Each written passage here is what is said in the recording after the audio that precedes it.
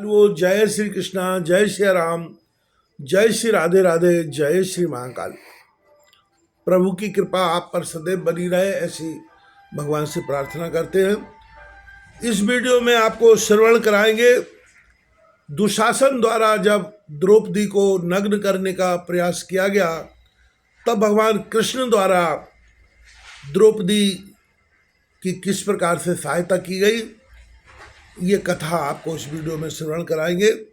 कहते हैं कि द्रौपदी को जब नग्न किया जा रहा था तो द्रौपदी हरि स्मरण में तल्लीन रोती हुई प्रभु को पुकारने लगी। करुणाकर भगवान श्री कृष्ण तक उसकी आर्त पुकार पहुंच गई। करुणाध्रो भगवान द्वारकापुरी छोड़ तत्काल ही द्रौपदी के पास आ गए। उस समय द्रौपदी रक्षा के लिए झटपटा रही थी। भगवान ने गुप्त रूप से वहां आकर अनेक सुंदर वस्त्रों से द्रौपदी को सुरक्षित कर दिया। द्रौपदी को नग्न करने के लिए दुरात्मा दुशासन वस्त्रों को जैसे जैसे खींचता था वैसे वैसे ही अधिक बढ़ते जाते थे। खिंचते खिंचते रंगीन वस्त्रों का ढेर लग गया। भगवान की कृपा अनिर्वचनीय है। यह अद्भुत दृश्य देख सभा में हलचल मच गई। अब तो सभासद गण पुकार पुकार कर दुरात्मा दुशासन की निंदा करने लगे। भीमसेन यह अत्याचार सहन न कर सके।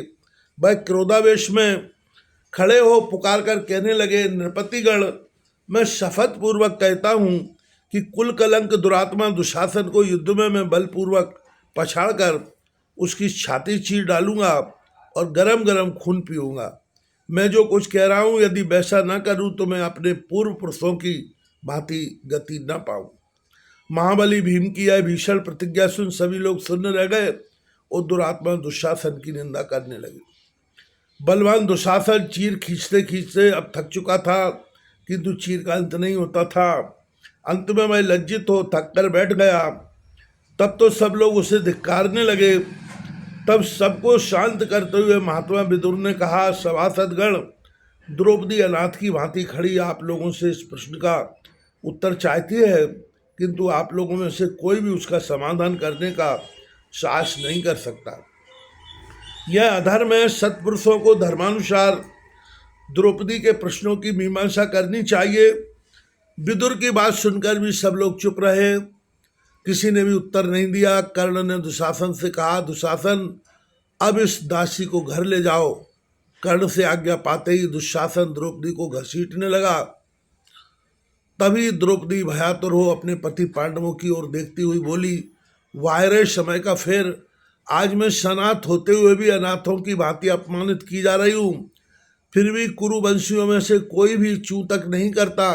हाय, न जाने क्यों आज मेरी यह दुर्दशा हो रही है। कौरव, तुम लोग मुझे स्पष्ट बतलाओ कि मुझे जीती हुई समझते हो या नहीं। उत्तर पाकर मैं वैसा ही करूँगी। भीष्म पितामह ने कहा, कल्याणी, बड़े बड़े बुद्धिमान भी धर्मगति समझने में भूल कर जाते हैं। तुम्हारा प्रश्न बड़ा ही गंभीर प्रश्न है। मेरी राय में तो धर्मराज युधिष्ठिर ही इसका ठीक ठीक उत्तर दें, वही प्रमाण माना जाए।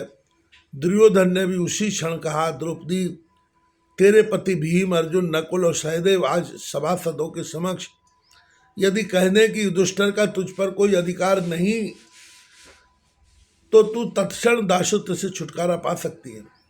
दुर्योधन की बात सुनकर भीम ने अपनी भुजा उठाकर कहा, सभासदों, उदारमणि धर्मराज युधिष्ठिर हमारे कुटुंब के सर्वस्व न होते तो क्या आज हम इस प्रकार अत्याचार सहन कर लेते।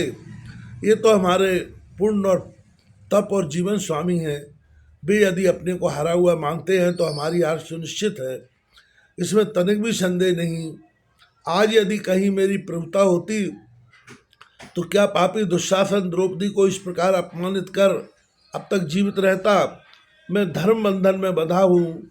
धर्मराज का संकेत मात्र पा जाऊँ तो मैं क्षुद्र प्राणियों को अनायासी मसल डालूं।